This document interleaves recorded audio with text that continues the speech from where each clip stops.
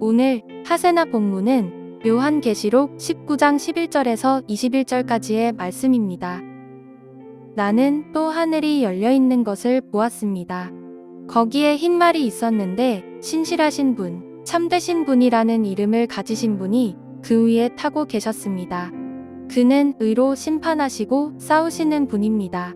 그의 눈은 불꽃과 같고 머리에는 많은 관을 썼는데 그분밖에는 아무도 알지 못하는 이름이 그의 몸에 적혀 있었습니다. 그는 피로 물든 옷을 입으셨고 그의 이름은 하나님의 말씀이라고 하였습니다.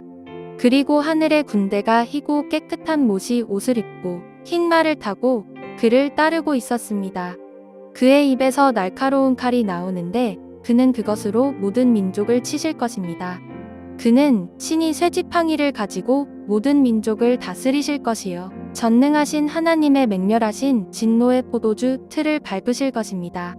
그의 옷과 널쩍다리에는 왕들의 왕, 군주들의 군주라는 이름이 적혀 있었습니다. 나는 또 해에 한 천사가 서 있는 것을 보았습니다. 그는 공중에 나는 모든 새들에게 큰 소리로 외치기를 하나님의 큰 잔치에 모여라. 왕들의 살과 장군들의 살과 힘센 자들의 살과 말들과 그 위에 탄 자들의 살과 모든 자유인이나 종이나 작은 자나 큰 자의 살을 먹어라 하였습니다. 또 나는 짐승과 세상의 왕들과 그 군대들이 흰 말을 타신 분과 그의 군대에 대항해서 싸우려고 모여 있는 것을 보았습니다. 그러나 그 짐승은 붙잡혔고 또 그 앞에서 기이한 일들을 행하던 그 거짓 예언자도 그와 함께 붙잡혔습니다. 그는 짐승의 표를 받은 자들과 그 짐승 우상에게 절하는 자들을 이런 기이한 일로 미혹시킨 자입니다. 그 둘은 산채로 유황이 타오르는 불바다로 던져졌습니다. 그리고 남은 자들은 말 타신 분의 입에서 나오는 칼에 맞아 죽었고 모든 새가 그들의 살점을 배부르게 먹었습니다. 오늘도 주님의 말씀이 우리의 삶을 인도하시기를 소망합니다. 오늘 요한계시록의 본문은 우리가 그동안 들어왔던 예수님의 재림과 심판을 다루는 장면을 요한이 환상으로 본 후 기록한 내용입니다. 본문을 정리해 보면 이러합니다. 예수님은 백마를 타고 하늘로부터 내려오시며 심판의 칼로 악을 멸하시고 만왕의 왕으로 승리하십니다. 예수님의 승리를 통해 적 그리스도와 거짓 선지자가 영원한 멸망에 처하게 됩니다. 성경은 예수님께서 부활 승천 이후 만왕의 왕으로서 영광스러운 모습으로 재림하실 것을 약속하고 있습니다. 그 재림의 실제적 모습을 오늘 본문은 장엄하게 묘사하고 있습니다. 오늘 본문을 좀 더 자세히 살펴보면 두 부분으로 나눌 수 있습니다. 하늘의 장면과 땅의 장면입니다. 11절에서 18절은 하늘에서 재림하여 오시는 예수님과 하늘 군대의 모습입니다. 19절에서 21절은 땅에서 그 예수님을 대적하기 위해 모인 자들, 적그리스도를 상징하는 짐승과 거짓 선지자, 그리고 그들을 따르는 군대의 모습입니다. 둘 사이에 큰 전쟁이 있을 것처럼 보여집니다. 성경에서는 이 마지막 전쟁을 아마게돈 전쟁이라 부르고 있습니다. 그런데 오늘 본문을 보면 하늘과 땅 사이에 정말로 엄청난 전쟁이 일어날 것처럼 보여집니다. 하지만 이 전쟁은 일방적인 심판으로 끝나는 것을 볼 수 있습니다. 먼저 재림하여 오시는 예수님의 모습은 어떠합니까? 예수님은 승리, 정복, 권위의 상징을 하는 흰 말을 타셨습니다. 그 눈은 불꽃 같고 그 머리는 많은 관을 썼다고 하는데 의미는 전지전능하시고 만왕의 왕으로 오심을 표현하는 것입니다. 또 피로 물든 옷을 입으셨다고 말씀하고 있는데 예수님의 십자가의 희생과 동시에 심판자의 모습을 상징하는 모습입니다.